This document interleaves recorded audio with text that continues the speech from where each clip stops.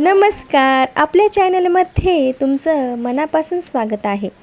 तर आज बाहेर एवढा मुसळधार पाऊस चालू आहे आणि मला आज महालक्ष्मी मातेला नैवेद्य आषाढ महिन्याचा घेऊन जायचा आहे। पण आता 3 वाजत आले म्हटलं तर पाऊस तर काही थांबत नाही।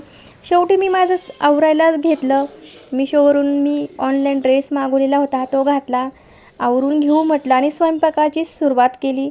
स्वयंपाकाला किचनमध्ये आले। 3 वाजताच मी आज लवकर स्वयंपाकाला लागले। आमच्याकडे मेथीच्या भाजीचा नैवेद्य आषाढ महिन्यामध्ये देवीला दाखवतात। तुमच्याकडे कोणता भाजीचा नैवेद्य दाखवता आम्हाला कमेंट बॉक्समध्ये नक्की सांगा।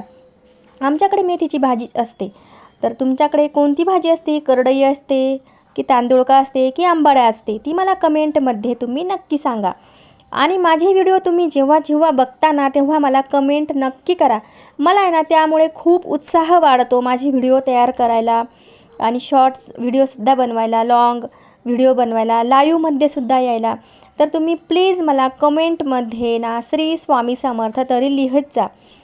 त्यामुळे ना एक खूप भक्कम आधार वाटतो की आहे आपल्याला कोणीतरी नाही का समजून घेतं आहे, आपले व्हिडिओ व्यवस्थित पाहत आहे।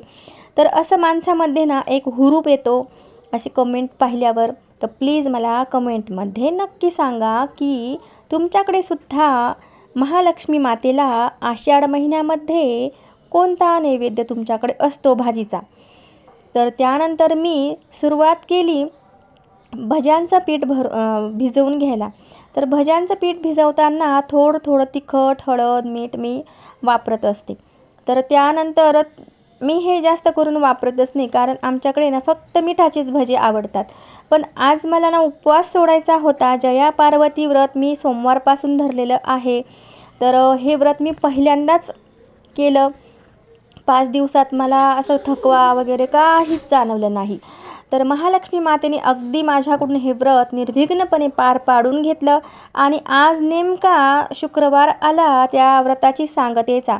तर इकडे मस्त वडिलांनी अधिक मासामध्ये हे मला पापड घरगुती करून आणून दिलेले होते, ते मी आज तळायला घेतले।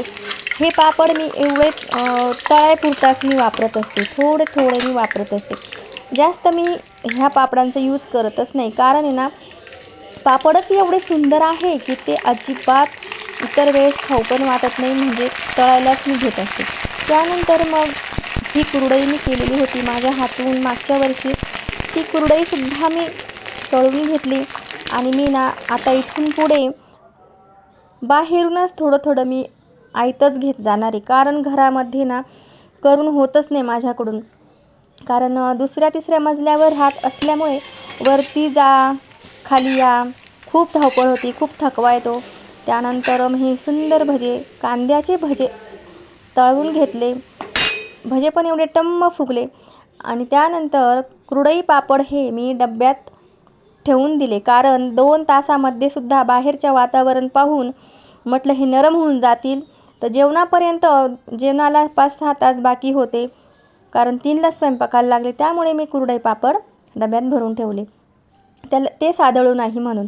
त्यानंतर छोट्या पुऱ्या तळून घेतल्या नैवेद्याच्या, त्यामध्ये सुंदर असा ओवा टाकला। आणि बाहेर एवढा पाऊस चालू असताना मला घरामध्ये एवढा घाम आला, घामाच्या खूप धारा मला सुरू झाल्यात। मुलं येऊस तर म्हटलं आता चहा पिऊन घेऊ। चहा मी बाहेर गॅलरीत उभी राहून चहा पिऊन घेतला, थंड हवा होती।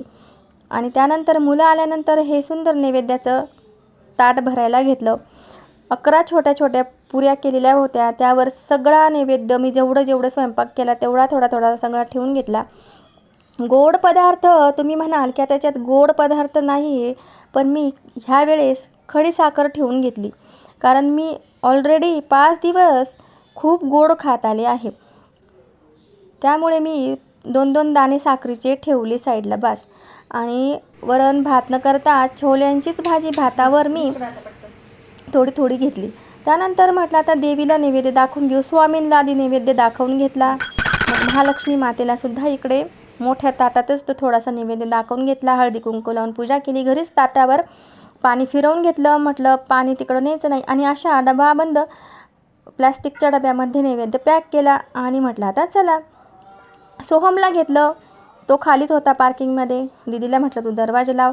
रस्त्याने एवढे सुंदर जास्वंदीचे झाड होते अपार्टमेंटच्या खाली, ते फुलं तोडले. त्याला गुलाबाचेही दिसले एका ताईंच्या घरापुढे, त्यांनी तेही तोडले. आणि त्यानंतर आम्ही बसलो रिक्षात बसून आम्ही, त्याला एवढा आनंद झाला. बाहेर एवढी थंड हवा होती आणि येऊन पोहोचलो महालक्ष्मी मातेच्या मंदिरात.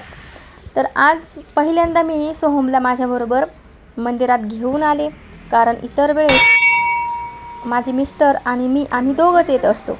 मुलं हे कधी येत नाही. आज त्यांना वेळ नव्हता माझ्याबरोबर यायला, त्यामुळे आम्ही मायलेको आज महालक्ष्मी मातेच्या दर्शनाला आलो आणि आषाढ महिन्याचा नैवेद्य ठेवण्यासाठी सुद्धा आलो. आणि आज शुक्रवार निमित्त महालक्ष्मी मातेचं एवढं सुंदर दर्शन झालं, फुलंही वाहिले. त्यानंतर महालक्ष्मी मातेची आरती पण मी करून घेतली. घरातूनच मी फुलवाती, कापूर हे सर्व घेतलं होतं. नैवेद्य असा भांड्यामध्ये व्यवस्थित ठेवून घेतला. त्यानंतर एका छोट्या पंतीमध्ये 2 फुलवाती लावून तिथे महालक्ष्मी मातेची आरती मी करून घेतली. आणि महालक्ष्मी मातेला म्हटलं, एवढ्या 4-5 दिवसात माझं काही चुकलं असेल तर मला क्षमा कर. तर याने मस्त प्रसाद इथे खाल्लेला होता आणि तसंच तोंड करून तो व्हिडिओमध्ये त्याने फोटो काढून घेतला आणि हसत होता. त्यानंतर बाहेर आलो. त्याने मस्त सोहमनी नारळ फोडलं. त्याला म्हटलं आता तू नारळ फोड. इथे तर काही चाफ्याचे फुलंच नव्हते व्हायला. आम्ही बरं झालं आम्ही तिकडूनच फुलं तोडून आणले महालक्ष्मी मातेला. आणि एवढा मोठा परिसर होता इथे. छान वाटलं मंदिरामध्ये, एक सकारात्मक ऊर्जा होती तिथे. आणि नारळातलं तीर्थसुद्धा प्राशन करून घेतलं. असं छान झालं आज दर्शन. सर्वांना श्री स्वामी